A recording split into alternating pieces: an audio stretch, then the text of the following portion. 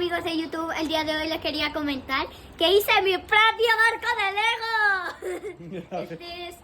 Aunque es como la parte de acá es como un poco aburrida. Sí, porque solo tiene un asiento. Es como el del conductor. ¿Quieren ver si flota? Sí, por favor. Flota. ¡Oh, wow! Flota. Lo lograste. Hoy. También, miren. Si lo hundo. Como el Titanic. Sí. ¿Tú puedes contarle a la gente del Titanic o en otro video les contarás acerca del Titanic?